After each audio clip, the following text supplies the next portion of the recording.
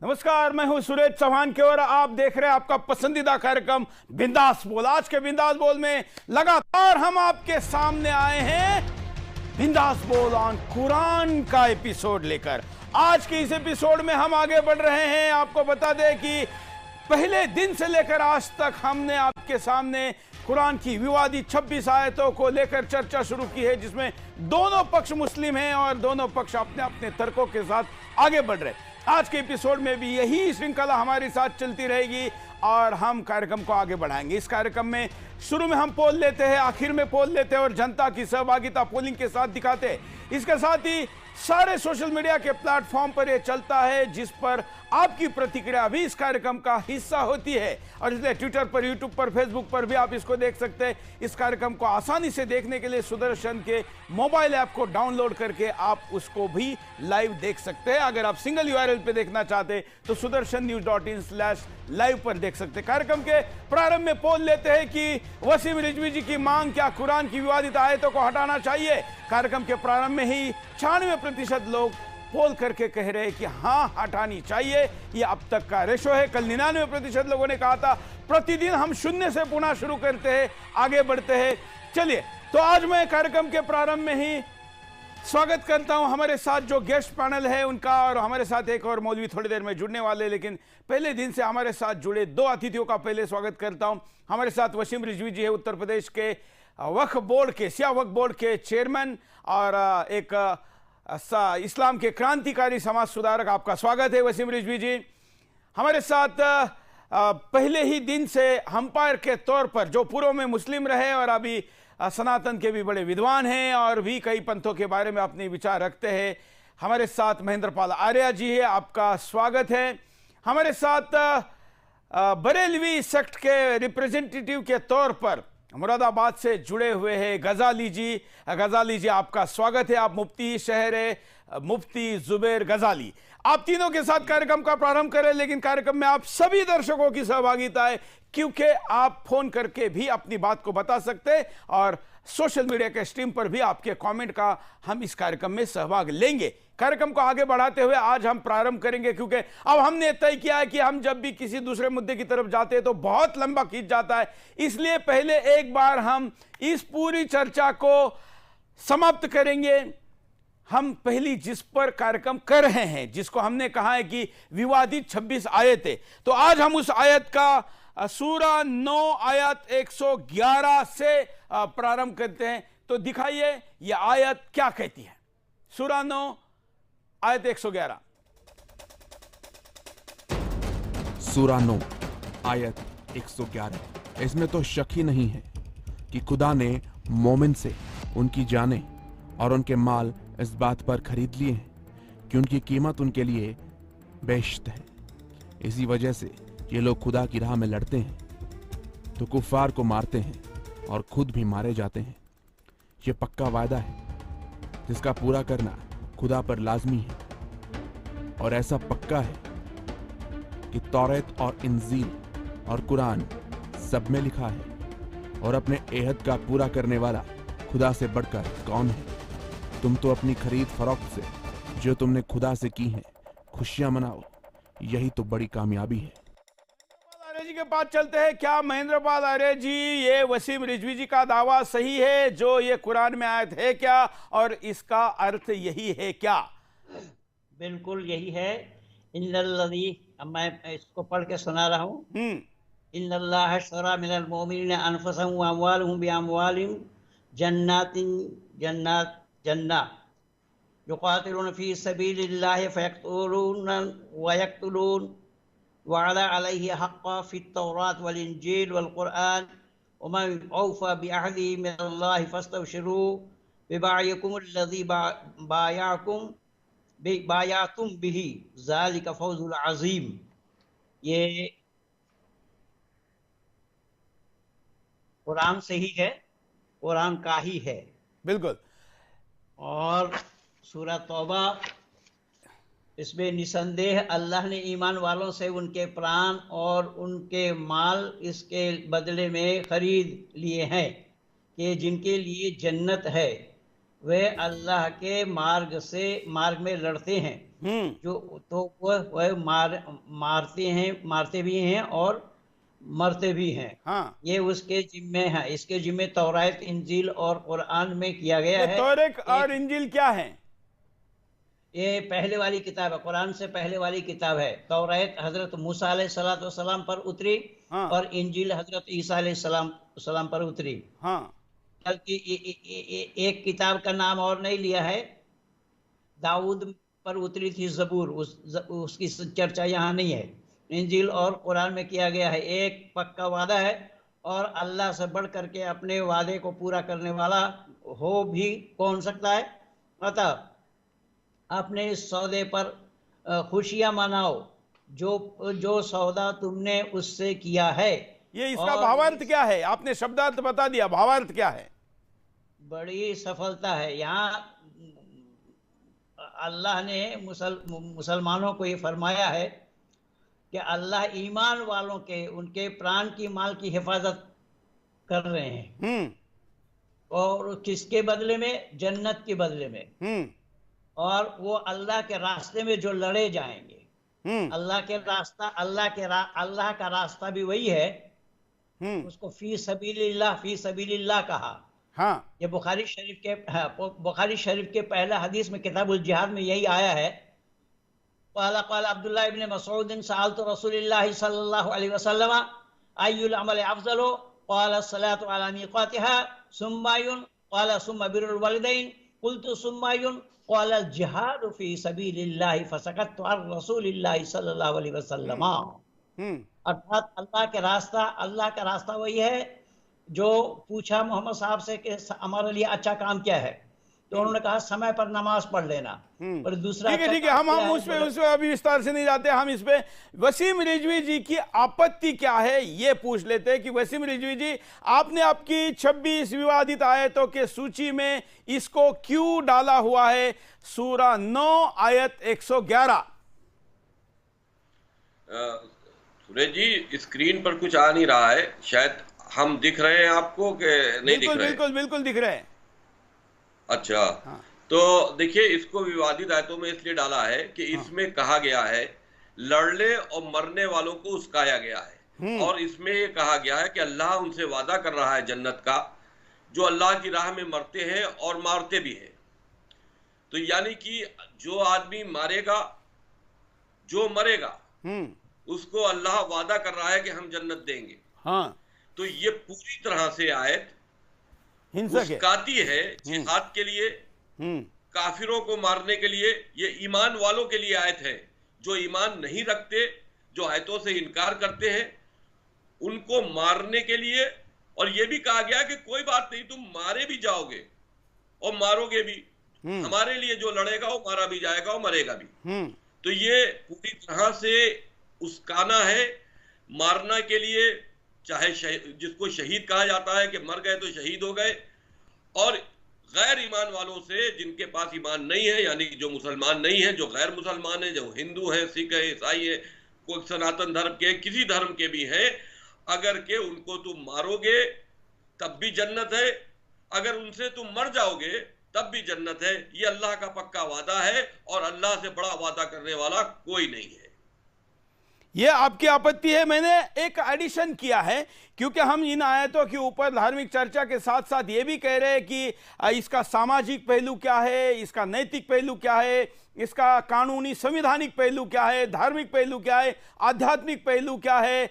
इन तमाम मानवता के दृष्टिकोण से लेके, तो हमने जब वकीलों को ये आयत भेजकर पूछा कि संविधान के दृष्टिकोण में इस आयत को आप कैसा देखते हैं, तो हमारे सर्वोच्च न्यायालय के वरिष्ठ अधिवक्ता अश्विनी दुबे जी ने लिख के भेजा कि ये section 295A IPC, 295A IP के साथ, IPC के साथ साथ 505B IPC, 153 IPC से लेकर उन्होंने कई सेक्शन बताए। ये सारे सेक्शन 300 से लेकर कई प्रकार के धाराओं का उल्लंघन संविधान के दृष्टिकोण से, किसी को उस्काना और किसी को परावृत्त करना, हिंसा करने के लिए के अंदर भी आता है। तो रिजवी जी, क्या ये धाराएं का दृष्टिकोण भी आपने इसके सामने रखा है? जाहिर सी बात है, जितने भी मैंने 26 विवादित आयतों को लिया है, वो 26 विवादित आयतें हमारे संविधान के तहत बने गए जो कानून है उसके विपरीत है, उसके अगेंस्ट जाती हैं, और ये सिर्फ क्राइम करने और क्राइम को सपोर्ट करने और क्राइम के लिए उस्काने को बढ़ावा देती है। बिल्कुल जो उन्होंने चलिए तो अभी बिल्कुल सही बताया। जुबैर गजाली जी के पास चलते हैं। जुबैर गजाली जी, आपने तीनों पहलू सुने कि रिजवी जी की आपत्ति क्या है, और हमने ये वेरीफाई करवा लिया महेंद्रपाल आर्य जी से कि हाँ ये सही में है, ऐसा ही है, और आपने वकील का भी पक्ष सुना। अब मैं आपका सूरा 9 आयत 111 पे पक्ष सुनना चाहूंगा। आग्रह आपसे एक ही रहेगा कि इस पर ही कंसंट्रेट करें, क्योंकि हम आज चाहते हैं कि कम से कम 4 आयतें आज हम ले तो हम पूरे 26 का आंकड़ा जल्दी पहुंच सके। बोलिए। बिस्मिल्लाहिर्रहमानिर्रहीम। सुरेश जी, पहले तो आप ये सुन लें कि कुरान पाक में जितनी आयतें हैं, कुछ आयतें ऐसी होती हैं जिनमें हुक्म होता है, और कुछ आयतें ऐसी होती हैं जो दूसरी आयत की वजाहत बयान करती है। कुछ आयतें दूसरी आयत को एक्सप्लेन करती है, ठीक है। इसीलिए हम देखते हैं कि वेदों में भी एक मंत्र बार बार आता है, इसी तरह कुरान में भी कुछ आयतें बार बार आती हैं और वो एक दूसरी आयत को एक्सप्लेन करती है, ठीक है जी।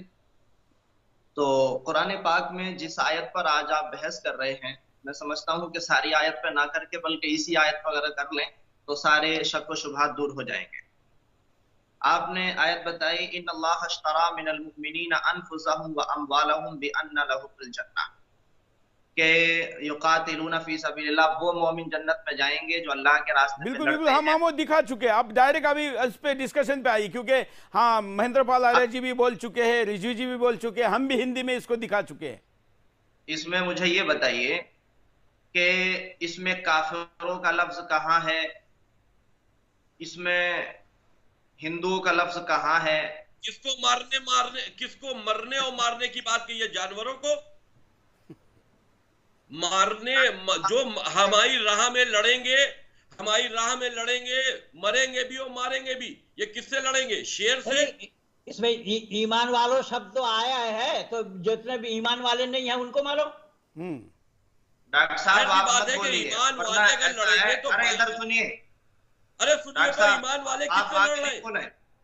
आप बोलने क्यों नहीं देते? तुम्हारा सच सुनने वाला तो बोलने नहीं देते ना। अभी आपने कह दिया इसमें कुफ्र और काफिर का अल्फाज नहीं आया है। ईमान वालों को लेकर अगर बात कही गई है तो गैर मुसलमानों से लड़ने की तो बात की गई है। अरे बात तो पूरी होने दो कम से कम। ठीक है, पूरी करिए, पूरी करिए। आपने प्रश्न पूछा इसलिए हमें पसंद नहीं है, तुम डिबेट नहीं कर रहे हो। पूरी करिए, बस। अरे भाई आपने जो पूछा वही तो बताया। ठीक है, आप पूरी करिए। आपने प्रश्न पूछा ना, इसलिए वो बोले। आप प्रश्न क्यों पूछ रहे? आप जवाब देते जाइए। हम प्रश्न नहीं पूछ रहे, हम अपनी बात को पूरा कर रहे हैं। ठीक है, करिए। और दूसरा, आप बात को पूरी भी करिए। और मुझे ऐसा लगता है, दिखने से तो यही दिख रहा है, आप जो पैनल की तरफ मैं जब देख रहा हूं, तो जुबैर जी, वसीम रिजवी जी आपसे उम्र में बड़े ही होंगे, दिख तो ऐसे ही रहा है। तो आप तू मैं ना करें तो ज्यादा अच्छा है। उम्र में मुझसे बड़े हो या छोटे हो, तू मैं ना करें। हजरत अबू बकर वसीम रिजवी से उम्र में बड़े हैं, 1400 साल पहले हैं वो। हाँ, हजरत अबू बकर की ये तौहीन क्या है हमारे साथ? अरे आप हमको कुछ कहिए, वो हजरत आपके लिए होंगे। उन्होंने शहजादी फातिमा ज़हरा का हक मारा, उन्होंने रसूल की बेटी का हक छीना, हम उनको कहां से बड़ा कह सकते हैं? तो मेरे पैरों की धूल भी नहीं है। आप आगे बढ़िए और सुनिए, हमारी बात को पूरा होने दो। चलिए, आप बात कंटिन्यू करिए। जुबैर गजाली, सूरा 9 आयत 111। तो इसमें हम पहले तो आपसे ये कह रहे हैं कि इसमें कहीं भी काफिरों का लफ्ज नहीं है। पहली चीज, ईमान वालों हैं, तो जो ईमान नहीं मानता है वो कौन है? ईमान वाले लड़ रहे हैं, किससे लड़ रहे हैं ये तो नहीं पता ना। गैर ईमान वालों से नहीं, ये कहां लिख रहा है गैर ईमान वालों से? चलिए, आप कंटिन्यू करिए। आप बोलिए। सुनिए शहर काजी, सुनिए, आप ये बताइए कि ये किससे लड़ने की बात कही गई है? इसी में आ जाइए। हाँ, बस आप छोड़िए दुनिया भर की बातें। ईमान वालों से लड़ने की बात कही गई है कि हम जो हमारी राह में लड़ेगा, मरेगा भी और मारेगा भी। ये किससे लड़ेगा, किसको मारेगा, आप ये बता दीजिए। जाहिर सी बात है, जो मारेगा मरेगा भी यार, जो पीटेगा पिटेगा भी, जाहिर सी बात है, इसमें कौन सी बात है? जो मारेगा मरेगा। तो भाई किससे? जो हमारी राह में, यानी कि अल्लाह की राह में जो लड़ेगा, जो अल्लाह की राह में लड़ेगा, उससे बात हो रही है। यहाँ पर कोई आपसी झगड़े के लिए बात नहीं हो रही है। लड़ेगा वसीम रिजवी, ये बताओ पहले किससे लड़ेगा? तो जो अल्लाह की राह पे नहीं है उन्हीं से। अरे किससे लड़ेगा ये बताइए, सारी राहें अल्लाह की हैं, पूछ रहे हैं आपसे, इस आयत का क्या मतलब है? आप बताओ ना, किससे लड़ेगा? इसमें तो काफिरों का जिक्र ही नहीं है। हाँ तो किससे? ईमान वालों का जिक्र है। हाँ तो अब हम बताते हैं ना किससे लड़ना। ईमान वाले किससे लड़ेंगे? अल्लाह ने जन्नत का वादा किससे किया है? किसको मारेंगे और किससे मरेंगे? हमसे क्या है? आपसे क्या है, तो आप किससे लड़ेंगे? अब हम बता रहे हैं ना, बताइए, वही तो बताइए ना, बताइए कि आप किससे लड़ेंगे, किसको मारेंगे और किससे मर जाएंगे? सुनिए सुनिए सुनिए,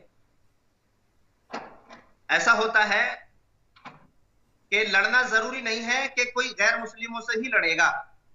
जब हजरत रसूल पाक सल्लल्लाहु अलैहि वसल्लम के पास, पैगंबर मोहम्मद के पास एक यहूदी आया और एक मुसलमान आया, और दोनों के दरमियान फैसला नहीं हो रहा था। जमीन हकीकत में यहूदी की थी और मुसलमान उस पर जो है जबरदस्ती कब्जा करना चाहता था। आप इस आयत को कोट कर रहे हैं, आप इस आयत को सूरा 9 आयत 111 को बता रहे हैं। यहाँ पर फैसले की बात नहीं हो रही। अब आप इसमें सूरा 9 आयत 111, कोई फैसले की बात नहीं हो रही, कोई झगड़ों के बीच के फैसलों की बात नहीं है।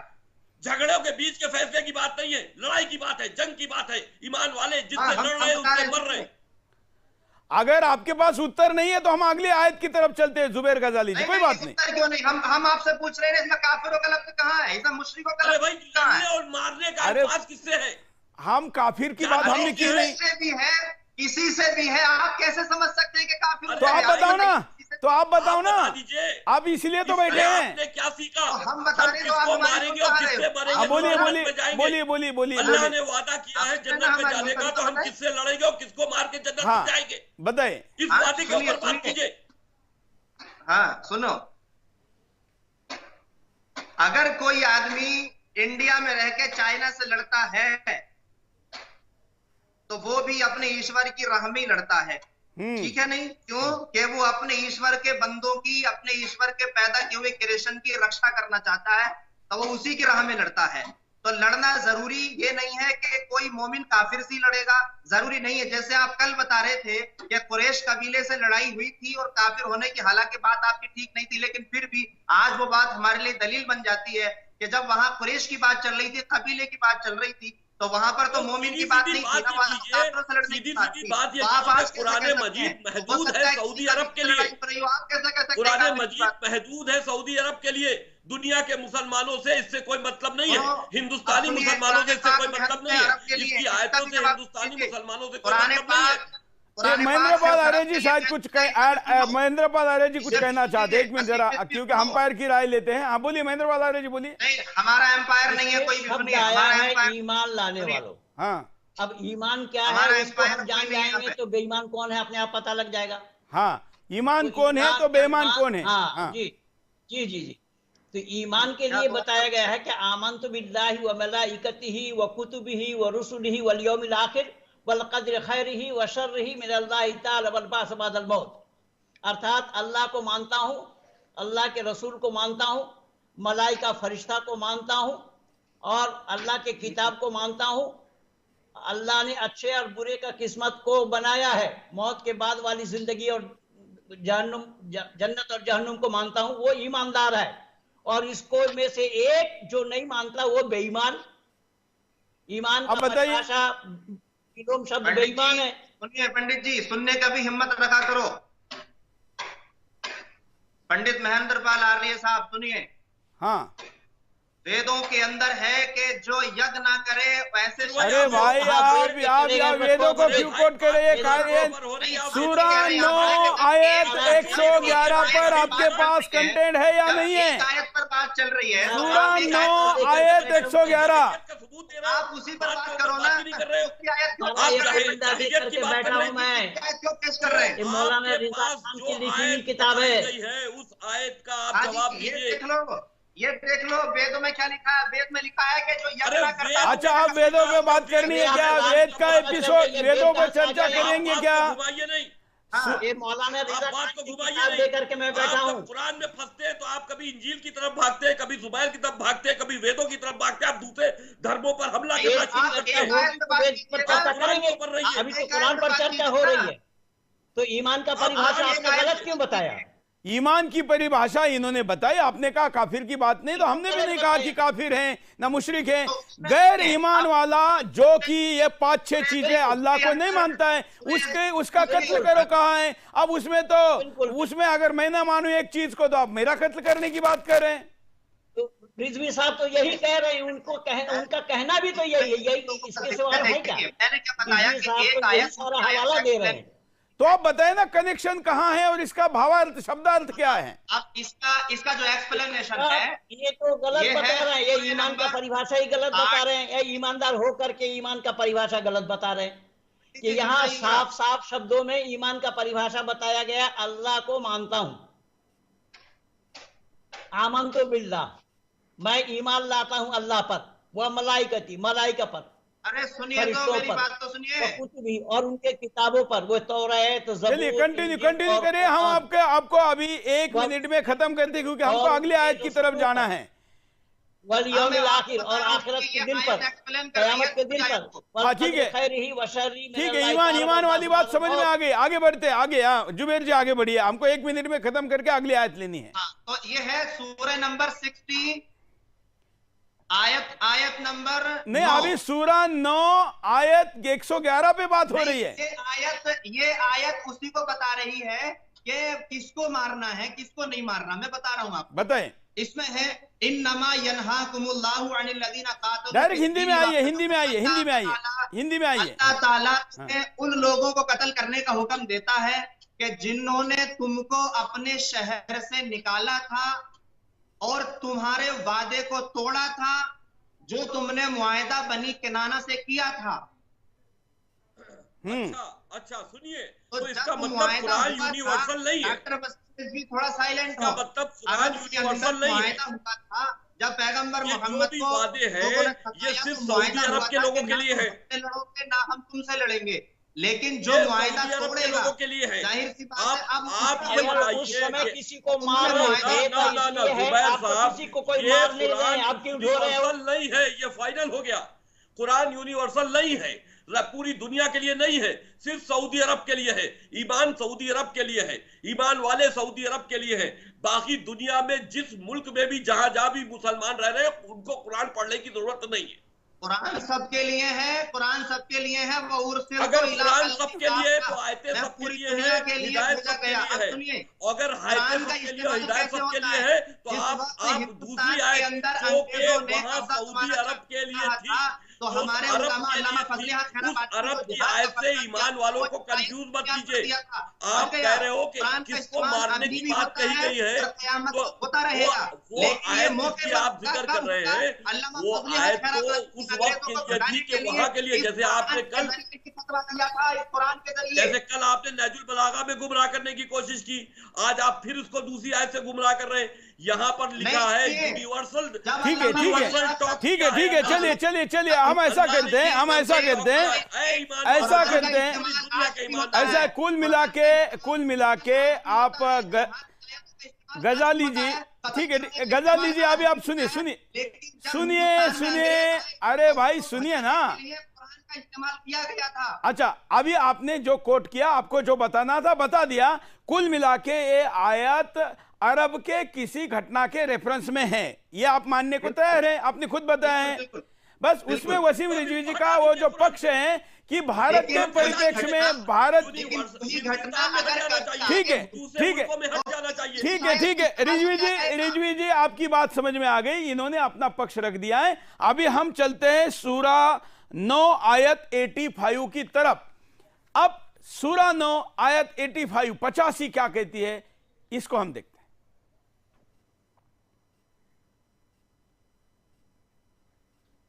अगली आयत लेते हैं। सूरा 9 आयत 58। है रसूल, उनमें से कुछ तो ऐसे भी हैं जो तुम्हें खैरात की तकसीम ख्वामखा इल्जाम देते हैं, फिर अगर उनमें से कुछ माकूल मिकदार हिस्सा दे खुश हो गए हों, और अगर उनकी मर्जी के मुआफिक उसमें से उन्हें कुछ नहीं दिया गया तो बस फौरन ही बिगड़ बैठेंगे। तो महेंद्र बालारे जी, ये जो आयत है ये 58 सूरा 9 आयत 58 क्या कहती है? ये सही है ये दावा जो रिजवी जी ने इसमें 26 में ऐड किया हुआ है?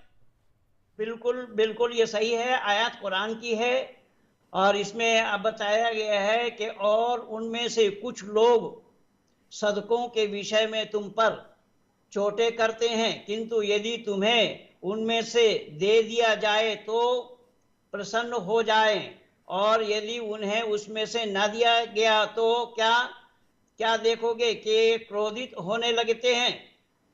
और ये सवाल ये है कि जो हम यहाँ हवाला दे रहे हैं वो आयत जब कुरान की है और अर्थ इसका यही है, फिर इसमें नू नकुर करने की बात कहाँ से आ रही है?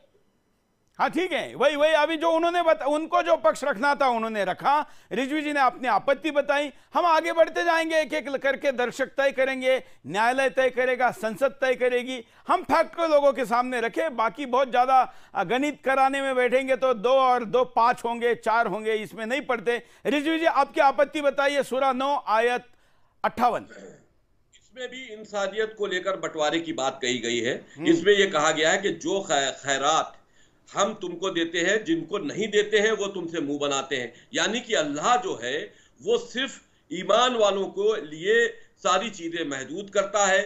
दूसरों को अगर नहीं दिया जाता है तो वो उस पर बिगड़ते हैं, तुमसे नाराज हो जाते हैं। ये सारी चीजें इस तरह की हैं कि जैसे दुनिया सिर्फ और सिर्फ मुसलमान के लिए बनी है। जो कुछ नेमतें हैं वो अल्लाह देता है और वो मुसलमानों को देता है, गैर मुसलमानों के लिए ये दुनिया बनी ही नहीं है। मुसलमानों को नेमत देना और काफिरों को मारना, जिहाद करने का कहाँ चर्चा है भाई? आप बताइए ना, आप बताइए। अरे भाई यहाँ पे ये जिहाद के लिए नहीं है, ये नफरत के लिए है, ये नफरत के लिए है, मुसलमानों के पक्ष के। ऐसा आप बताए जुबैर गजाली जी, आप अपना स्पष्टीकरण दीजिए। मारने के लिए थोड़ी ना। चलिए मैं इसका तर्जुमा करता हूं। हाँ बताए इसका तर्जुमा बताए। हाँ, और उनमें से कुछ लोग ऐसे हैं जो सदका चाहते हैं, अगर उनको मिल जाता है तो राजी हो जाते हैं, और नहीं मिलता है तो वो कुछ नाराज से हो जाते हैं। ठीक है, लेकिन अगर वो ये जान लें कि जो भी अल्लाह ने उनको दिया है उसी पर राजी रहना चाहिए, और उन्हें ये सोचना चाहिए कि हमें जो अल्लाह ने जो दिया है वो हमारे लिए काफी है।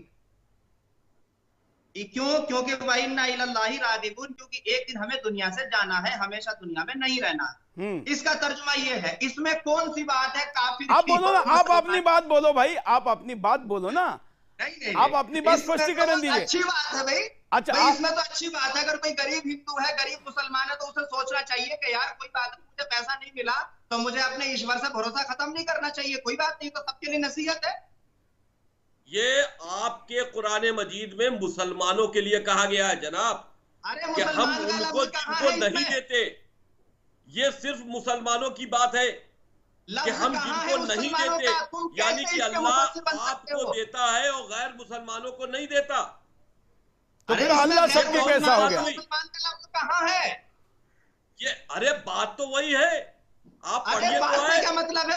क्या मतलब है? पढ़िए तो है, क्या लिखा है? मैं जो तुमको देता हूं, अल्लाह कुरान के अंदर ईमान वालों से ही बात कर रहा है, काफिरों से बात नहीं कर रहा है। सरासर झूठ है। अल्लाह ताला ईमानदारों से नहीं, वो तो कह रहा है कि कुछ लोग ऐसे हैं कि जिन्हें मिलता है तो राजी होते हैं, नहीं मिलता तो नाराज। लेकिन जब ना मिले तो तुम्हें है, जिनको मिलता है राजी हो जाते हैं। ये बात मुसलमानों के लिए है। और जिनको नहीं मिलता है वो गैर मुसलमानों के लिए है। आप बात को समझिए। कुरान के अंदर जितनी भी बातें कही गई है, जितनी भी बातें कही गई है वो मुसलमानों के लिए कही गई है। मुसलमानों का लफ्ज कहाँ है? उसमें मुसलमानों के लिए कही गई है। आप इस बात को समझते क्यों नहीं? किसको देता है? जिसको नहीं देते वो नाराज हो जाता। मतलब ये कौन सी बात हुई है? पता कि मुसलमानों के लिए कही गई है। अरे तो फिर इससे पहले वाली आयत को आपने ये कैसे मान लिया था कि वो गैर मुसलमानों को कत्ल के लिए नहीं थी? आप बात को घुमाते क्यों है? साफ साफ बात क्यों नहीं करते? अल्लाह ही देता है, आपका मतलब ये ठीक है, अल्लाह ने देता। अब अल्लाह क्या कह रहा है कि हम जिसको देते हैं वो खैरात, मतलब खैरात देता है। ये खैरात के बारे में है। नहीं, इसका ऐसा नहीं है जिसको देते हैं। आप दोबारा से ट्रांसलेशन निकालिए, अपनी आप पढ़ लीजिए। खैरात क्या होती है? खैरात क्या होती है? खैरात के मतलब बताइए। सदका देना, किसी को पैसा देना, माल देना, ये है खैरात। खैरात माल देना, किसी को पैसा देना, माल देना। कहते हैं ना कि साहब खैर हो गई, तो खैर माने होता है भलाई करना। खैर के लिए कोई चीज देना, खैरात। हाँ, खैर किसी के साथ भलाई करना, उसको खैर कहते हैं। जी वही तो मैं कह रहा हूं, जिनको देता हूं। यहां पर जितने भी अल्फाज हैं वो कुरान के अंदर, ये सारे अल्फाज ईमान वालों के लिए हैं। जो आयतों से इनकार करते हैं उनके लिए नहीं है। यही तो मेरा भी आपसे कहना है कि आयतों से इनकार करने वालों के लिए नहीं है। जिसको नहीं देता वो रूठ जाते हैं, मुंह बनाते हैं। अरे भाई, जाहिर सी बात है कि अल्लाह मुसलमानों को दे रहा है और गैर मुसलमानों को नहीं दे रहा है। गैर मुसलमानों को नहीं दे रहा है। ये कौन सी भेदभाव वाली बात है? जो जितनी मेहनत करेगा, जो जैसी मेहनत करेगा वैसा फल पाएगा। अरे भाई, एक नसीहत है, एक कौन आयत है सबके लिए। अच्छा, ठीक है। अच्छा, ये मुझे बताइए गजाली जी, इसमें आप कौन सी आयत का रेफरेंस देंगे? जैसे आपने पिछले बार कहा कि इसका रेफरेंस दूसरी जगह है, तो इस आयत का रेफरेंस कहाँ है? देखिए सुरेश जी, मेरी बात सुनिए। हाँ, जो आयत खुद ही एक्सप्लेन्ड है उसका क्या? ठीक है। अच्छा, ये मुनाफिको क्या होता है? मुनाफिक होता है छदम वेशधारी। अच्छा जी, ठीक है। शायद महेंद्र पाल आर्य जी आपका कमेंट लेते हैं इस पे। सूरा 9 आयत 58 पर जो बात यहां पर गजाली जी ने कही है, उस पर महेंद्र पाल आर्य जी का कमेंट। मेरा कमेंट ये है कि इस्लाम को छोड़कर किसी और को इस्लाम में खैरात देना भी मना है। हाँ, यहाँ तक के शरीर के किसी अंग को भी आप प्लान नहीं कर सकते। यानी गुर्दा ले सकते हैं लेकिन देना हराम है। अच्छा, इस रेफरेंस में है। हाँ, बिल्कुल। आंख ले सकते हैं, किसी और को देना हराम है। क्या ये सही है? ये सही कह रहे हैं महेंद्र गजाली जी? क्या अंगदान इस्लाम में बैन है? आप किसी का गुर्दा ले सकते हैं, किडनी ले सकते हैं, लेकिन अपनी नहीं दे सकते। ये सही कह रहे हैं, गलत कह रहे हैं? कुरान पाक में है, सूरह माइदा के अंदर। हाँ, अल्लाह फरमाता है कि वर्ज़ुक़ूहुम वक्सुहुम, कि जो लोग तुम्हारे दरमियान गरीब हैं, तुम्हारे पड़ोसी हैं, उनको रिज़्क़ पहुंचाओ। और अगर वो परेशान हो, वइन कुनहुम मुशरिकून, अगर वो मुशरिक भी हो, परेशान हो, तो उनको अपने पैसों से उनके घर तक पहुंचा दो। अन्नदान की यहाँ अन्नदान की बात नहीं हो रही, अंगदान की हो रही। अंगदान, शरीर, किडनी, गुर्दा पहुंचाना। अरे रिज़्क़ पहुंचाना अन्नदान ही होता है। अन्नदान नहीं कह रहा हूं। सुनिए गजाली जी, अंगदान पर खैरात के नाम पर। एक मिनट, आपकी किताब को कोट कर रहे हैं। एक मिनट, ये आपके बड़े व्यक्ति के नाम पर वो मुसलमान पैसा निकालते हैं, क्या ये फतवा देंगे कि वो गैर मुसलमानों को वो खैरात और ज़कात दी जा सकती है? चलिए, शहर काजी है, ये बताएं। मस्जिद में आप का पैसा भी नहीं लग सकता, पेशाब खाना में और पखाना में लगाया जाएगा। दे सकते नहीं, खैरात की यहाँ जो बात हो रही, किसी को देने की बात हुई। जो गजाली जी की बात मेरे समझ में आ गई, जो कि महेंद्र पाल आर्य जी भी एक्सप्लेन करे कि किसी को देने की बात है। तो आप तो किसी को अंगदान कह रहा हूं, आप अन्नदान बोल रहे हैं, मैं अंगदान बोल रहा हूं। मतलब आपके शरीर का कोई हिस्सा, आंख, किडनी, अच्छा, लिवर, अंगदान, हाँ, अच्छा, वो किसी को इस्लाम के अनुसार दिया नहीं जा सकता, बराबर? नहीं, ऐसा कुछ नहीं है। कहा है कि दिया जा सकता है, बताइए। बिल्कुल दिया जा सकता है। बताइए, कोट करिए। देखिए, ये किताब है, सुनिए, कुरान में बताइए, किताब में मत बताइए, कुरान में बताइए। हम कुरान पे बात कर रहे हैं, हम कुरान पे बात कर रहे हैं। एक बात सुनिए, क्योंकि कहीं पर भी ऑर्गन डोनर लिस्ट में मुसलमान नहीं दिखता है। वो हमेशा कोट करता है कि कुरान में कहा गया है या इस्लाम ये कहता है कि हम किसी को अंगदान नहीं देंगे। नहीं, अरे क्या, सुनिए सुरेश जी, सुनिए मेरी बात सुनिए। हाँ, ऐसा है, जिस वक्त का कुरान नाजिल हुआ है 1400 साल पुराना, उस टाइम में ऑपरेशन वगैरह तो होते नहीं थे जो किसी को अंगदान क्या करते बोल रहे हैं? हम हमारे यहाँ शुश्रूषा बात कर रहे हैं, यानी कि अल्लाह को दुनिया के बारे में मालूम सुश्रुत ही को नहीं था। कितने दिन हुए? सुश्रुत जी को कितने दिन हुए? अरे भाई, अल्लाह को दुनिया के बारे में नहीं मालूम था। नहीं, सुश्रुत, मैं मतलब कुरान जो उसने नाजिल कर दिया 1400 साल पहले, यानी कि अब दूसरा कुरान आना चाहिए। सुरेश जी समझ गए? अब दूसरा कुरान आना चाहिए, ये नहीं आना चाहिए? बताइए, 1400 अरे साल हो गए, सुनिए, उस वक्त अरे ऑपरेशन नहीं था। मैंने तरह अरे को सुनिए तो, सुश्रुत पढ़ अब रखी आपने है। बहुत मैं अच्छी बात स्टूडेंट कह ऑफ दी BA जनाब। MS बैचलर ऑफ यानी कि यही तो आयुर्वेद मेरा कहना है, यही मेरा कहना है कि जो कुरान आया था वो 1400 साल पहले, जिसको आप लोगों ने लिखा है, जिसमें आपने अमानत में खयानत करके लिखा है, वो 1400 साल के हालात के पहले के लिए था। उस वक्त के सऊदी अरब के हालात के लिए था। ये यूनिवर्सल किताब नहीं। कहाँ लिख रहा है कुरान के अंदर? के लिए कहाँ नहीं लिख रहा है कि अंग देना हराम है? कहाँ लिख रहा है कुरान में? बताइए। अरे अभी तो आपने कहा ना कि उस वक्त ऑपरेशन नहीं था। कुरान में कहाँ लिख रहा है कि ना है? कहाँ लिख रहा है कि नहीं देना चाहिए? अल्लाह को नहीं मालूम था आगे ऑपरेशन होंगे। अच्छा, आप शहर अच्छा, आपने अभी सुश्रुत का उदाहरण दिया, आपने अभी सुश्रुत का उदाहरण दिया, तो सुश्रुत भी मतलब भारत में, यहां तक कि आप बाकी सर्जरी की बात करते हैं, भारत में प्लास्टिक सर्जरी भी 2500 वर्ष पहले हुई है। 2500, इस्लाम के 1100 साल पहले। सुरेश जी सुनिए, आप सुश्रुत के बारे में मुझसे बहस नहीं कर सकते, क्योंकि मैंने सुश्रुत भी पढ़ रखी है, चरक संहिता भी पढ़ रखी है। अरे भाई, मैं आपको भारत में ऑपरेशन का इतिहास दिखा रहा हूं। एक मिनट, जरा इसको लीजिए स्क्रीन पे। भारत में, प्राचीन भारत में, जरा इसको स्क्रीन पे लीजिए। हाँ, और लीजिए, क्लोज लीजिए, फोकस करो।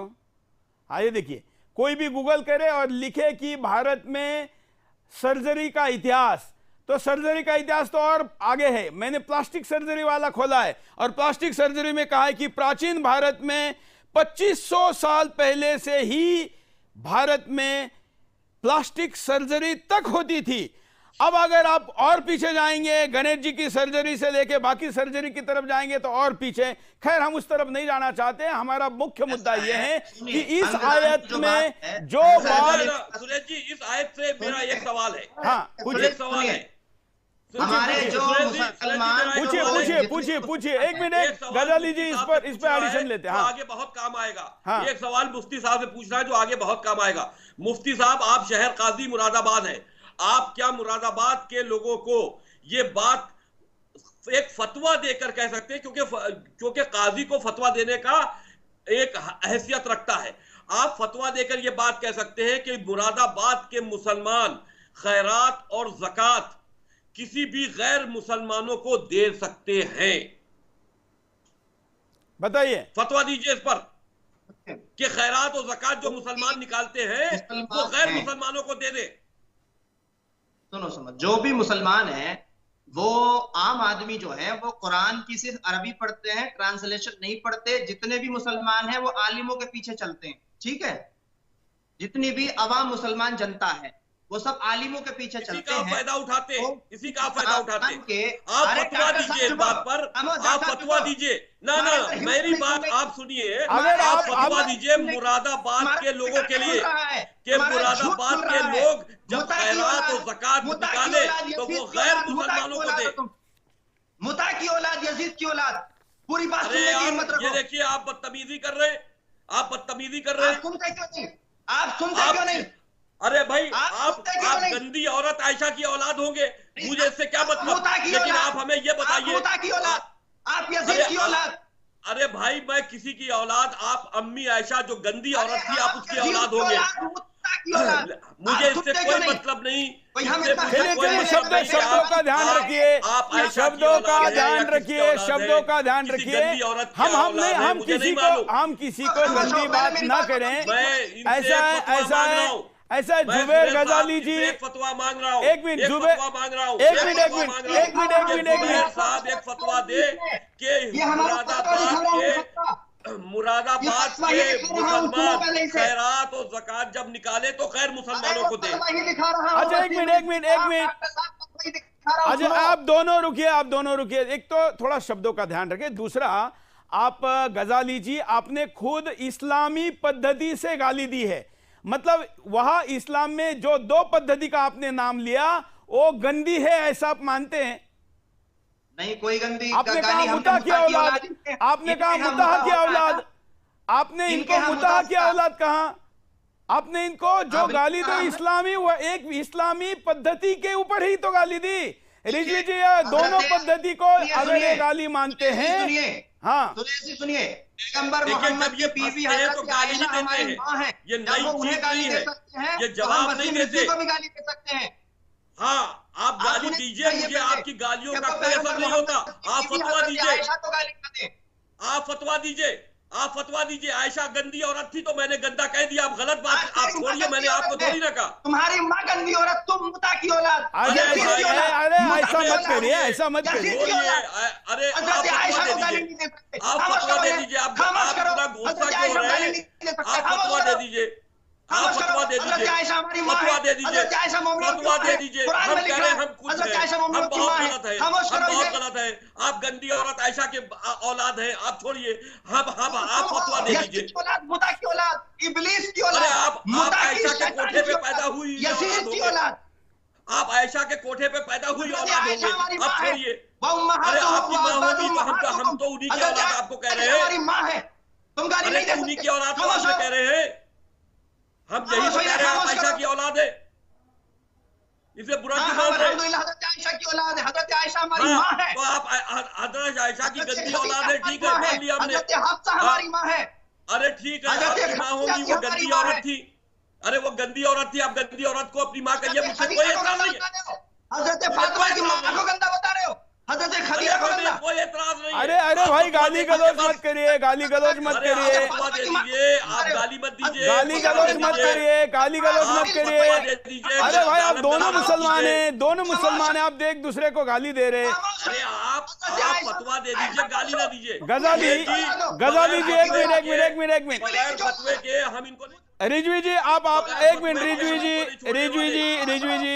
जी एक मिनट। गजाली जी आप भी थोड़ा चुप बैठे। देखिए आपको बुरा लगा जब इन्होंने आयशा जी के खदीजा को गाली नहीं दे सकते। हाँ एक मिनट मैं दोनों को गलत ठहरा रहा हूँ।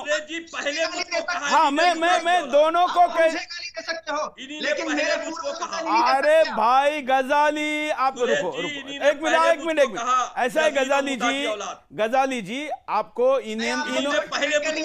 बिठाया, मैं उसका जवाब दे रहा हूँ तो हाँ ठीक है पहले गाली गलौज खोलोज करे, कल ये कोर्ट में जाएगा वीडियो होगा तो वहां बोलना पड़ेगा। आपने मुझको कहा, हाँ गजाली जी आपने इनकी माँ को कहा ना, जब आप इनको औलाद कह रहे थे इनके माँ पे गाली दे रहे हैं, तो आप रिजवी की माँ को गाली दे रहे हैं और आयशा की गाली आपको बुरी लग रही है।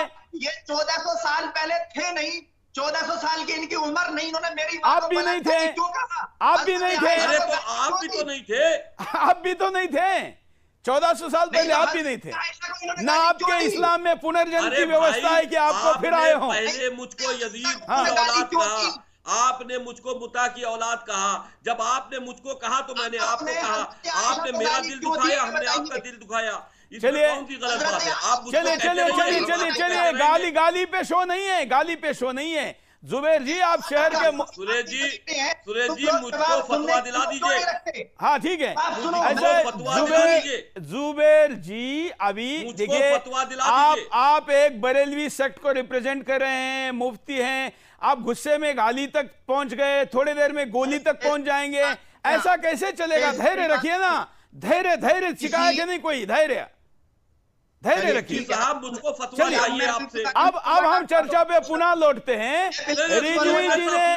रिजवी जी ने रिजवी जी ने कहा कि जिस बात को आप कह रहे हैं, मैं जरा एक्सप्लेन करता हूं। रिजवी जी ने इस बात पर यह कहा कि जो बात यहां पर गजाली कह रहे हैं अगर वो सही है तो शहर का फतवा दे दो, बात खत्म, आपकी बात एक्सेप्ट, हम आगे बढ़ते हैं। क्या है फतवा, क्या है वो ये कह रहे वही फतवा है? मैं फतवा दिखा रहा हूं, सुनिए, पढ़िए। अरे आप फतवा दे दीजिए, सिर्फ इतना कह दीजिए कि मुरादाबाद के लोग खैरात ज़कात जब निकाले तो गैर मुसलमानों को दे। आप सुनिए, क्वेश्चन ना करो, पहले एक चीज का जवाब देने दो। अरे भाई ये बात खत्म हो जाएगी, हम इस आयत पर हार मान लेंगे, इस आयत पर हार मान लेंगे आपसे। बलागा में आग लगाओ पहले, इस आयत से हम हार मानने को तैयार हैं। चलिए आप लोग दोनों को थोड़ा ठंडा करते हैं, तब तक महेंद्र पाल आर्य जी जो बात यहाँ पर ये लोग कह रहे हैं, या खास करके गजाली जी का जो जवाब है, ये खैरात और ज़कात ठीक है, आप दोनों थोड़ा कूल डाउन हुए, तब तक मैं महेंद्र पाल आर्य जी के पास चलता हूं। जो बात यहाँ पर गजाली जी कह रहे हैं, आप उससे सहमत है क्या? नहीं, बिल्कुल सहमत नहीं है। ये तो इनकी आला हजरात ने खुद मना किया है। इनकी किताब में है कि एक काफिर है और कोई मुसलमान उसको मरने से उसको बोले कि बैकुंठवासी है, वो भी काफिर हो जाएगा। ये इनकी किताब, मेरे पास एक खजाना मौजूद है, मैं प्रिंट निकाला उसको। दिखाई जरा फुल दिखाइए, क्या क्या कह रहे हैं? आला हजरात, मलफूजात आला हजरात, ये इनकी किताब है। बहार शरीयत इनकी किताब है। ये तो किसी गैर मुस्लिम को अगर वो काफिर है, कोई मुसलमान उसको अगर काफिर ना माने, वो भी काफिर हो जाएगा। उसको मरने के बाद अगर उसके शव को देख करके कहे कि ये बैकुंठवासी है, तो वो भी काफिर हो जाएगा। ये तो इनकी किताब मौजूद है यहाँ पर, पहली बात। दूसरी बात ये है कि अगर ये खैरात देने की बात जहां तक है, इस मौलाना साहब से, मुफ्ती साहब से पूछिए कि मुसलमान मर जाने पर इन्ना लिल्लाहि व इन्ना इलैहि राजिऊन कहते हैं आप, सुरेश चौहान के मरने पर इन्ना लिल्लाहि व इन्ना इलैहि राजिऊन कहोगे या फी नारे जहन्नम खालिदीन फीहा कहोगे? जरा यही बताएं। सुनिए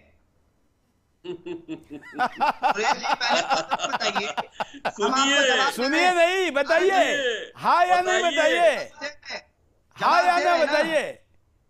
जवाब दे रहे हैं ना? मैं आपको चाहे तो इसके ऊपर मेरे पास ज़कात फाउंडेशन के मेरे पास ज़कात फाउंडेशन के एक संचालक का वीडियो है। वो विदेश में जाकर कहते हैं कि भारत के मुसलमानों को हम कहते हैं कि किसी भी हिंदू के अंत यात्रा में जाकर ये मत कहना कि तुमको जन्नत मिलेगी। ये मेरे पास वीडियो है जो महेंद्र पाल आर्य जी ने कहा, इसका मैं वीडियो दिखा सकता हूँ। रागनी तिवारी वाले चलाओ इस बात को तो बाहर शरीयत में पा जाएंगे आप। इनके कानूनी शरीयत इनकी किताब है, कानूनी शरीयत में भी पा जाएंगे कि कोई काफिर का जनाजा देख करके कहे कि ये बैकुंठवासी है, तो वो भी काफिर हो जाएगा मुसलमान। हाँ, तो इन्होंने इसलिए जवाब नहीं दिया ना। बुखारी शरीफ के अंदर है, जब मक्का के अंदर एक यहूदी का जनाजा जा रहा था, उस दिन उसने बोला, वो भी कभी नहीं किया। मुझे बोलने का समय नहीं मिला था, मैं बोल नहीं पाया। आपके हाथ में कुरान देना कुफ्र है, और आपका कोई मुसलमान बिना वजू किए कुरान ले नहीं सकता, और आपके साथ तो वजू का कोई सवाल ही पैदा नहीं था, आपने कुरान ले लिया, तो कतई हराम है। अच्छा, इसका प्रश्न भी एक बार शहर काजी को पूछ लेते हैं, मुफ्ती जी को पूछ लेते हैं। जुबैर जी, अगर मैं बिंदास के दौरान हाथ में कुरान लेकर उसको कोई पेज को कोट करूं, तो क्या ये कुरान की बेअदबी है? नहीं, कोई बेअदबी नहीं है। हाँ, तो कोई बेअदबी नहीं। अभी जो जिन लोगों ने कहा है कि मैंने गलत किया है, उन लोगों के लिए आप ये इसका फतवा भी दे सकते हैं क्या? नहीं, हमारे कुरान में लिखा हुआ है। हाँ, कुरान में लिखा हुआ है कि कुरान को काफिर भी छू सकता है, गैर मुस्लिम भी छू सकता है। तो सुरेश चौहान के काफिर है। कौन सी आयत है? कौन सी आयत है? सुरेश चौहान के काफिर है, सुरेश चौहान के काफिर है। अरे ये तो चलता पुर्जा है, चलता पुर्जा है, मोमिन भी छू सकता है। आपने चलता फतवा चाहिए है, मुझे फिर फतवा हम चाहिए। बताएंगे ना अभी काफिर किसको कहते हैं, अभी आपको पता ही अरे कहाँ है। मुझे फतवा चाहिए भैया, भैया फतवा दे दीजिए। ना भी काफिर किसको शहर कहते काजी हैं। एक फतवा हम दे लोग इसी दीजिए। पे बहस करते मुझे हैं ना। मुरादाबाद में मैं एक मुसलमान हूँ, मुझे मुरादाबाद में खैरात और ज़कात एक हिंदू को देनी है, तो क्या मैं दे सकता हूँ? ये मुरादाबाद वालों के लिए पूछ रहा हूँ कि मुरादाबाद वाले अपनी खैरात ज़कात हिंदुओं को दे दे। अच्छा, ये जायज़ होगा? क्या ये मुरादाबाद के बाहर फतवा नहीं दे सकते क्या? नहीं, हम लोगों ने इनकी सीमा में बात कर। अच्छा, इनकी जुड़ी सिरे में बात करते हैं, इनकी जुड़ी सिरे में बात करते हैं, इनकी जुड़ी सिरे में। चलिए हम सूरा 9 आयत 58 पर कहां तक पहुंचे जुबैर जी, क्योंकि अभी समाप्ति की तरफ हम बढ़ रहे हैं। देखिए सुरेश जी, बात अधूरी रह जाएगी, ये फतवा नहीं दे रहे। ये बहुत अहम बात है, क्योंकि ये आयत जो आपने दिखाई थी, ये खैरात ज़कात के ऊपर है, ये खैरात ज़कात के ऊपर है, ये बच रहे। ये तो सरासर झूठ बोल रहे हैं, झूठ बोल रहे हैं, ये झूठ बोल रहे हैं, इस्लाम के खिलाफ बोल रहे हैं। खैरात और ज़कात के ऊपर आयत है, इसलिए आपको ये फतवा देना पड़ेगा कि मुसलमान खैरात और ज़कात हिंदुओं को दे सकते हैं। आप इसका फतवा दीजिए अपने मुरादाबाद में। चलिए कोई बात नहीं, आप दोनों ने अपना पक्ष रखा और आज हमने पहली बार किसी एपिसोड में 2 आयतों पर कम से कम चर्चा तो की, और इसलिए आज के एपिसोड में हम ये 2 आयतों पर रुकते हैं, लेकिन पोल लेते हैं कि पोल पर लोग क्या कह रहे हैं। जब यह पूछा गया कि वसीम रिजवी जी की मांग कुरान से विवादित आयतें 26 आयतें हटाने पर देश की जनता क्या कहती है, तो जो शो के शुरू में पोल था वो अब शो के अंत तक कहां तक पहुंचा है, इधर चलते हैं। आप भी अपना पोल कर सकते हैं और प्रतिदिन ये पोल हो रहा है। ये पोल के लिए आपको सुदर्शन का मोबाइल ऐप अपने मोबाइल में डाउनलोड करना चाहिए। सुदर्शन का सक्रिय सदस्य बनकर बात करेंगे तो आपकी बात और आप टेक्स्ट में, ऑडियो में, वीडियो में रख सकते हैं। उसके लिए हम जल्दी एक बड़ा कैंपेन लाने वाले हैं, जो कि स्पेशली जन सहभागिता का ही कैंपेन रहेगा। कार्यक्रम में 99% के साथ इस एपिसोड को हम यही समाप्त करते हैं, लेकिन हम आज का 15वां एपिसोड समाप्त करके आपके पास कल फिर हाजिर होंगे और लेकर आएंगे। कल मतलब ये एपिसोड जब शनिवार को चलेगा, तो रविवार को हम सप्ताह के सारे मुद्दे लेते, इसलिए रविवार के दिन बिंदास बोल इस विषय पर न जाकर सोमवार रात 8 बजे पुनः कुरान की विवादित 26 आयतों की बची हुई आयतों पर हम चर्चा करेंगे। आज हमारे साथ जुड़ने के लिए पूरे पैनल का बहुत बहुत धन्यवाद। आज के लिए इतना ही। जय हिंद।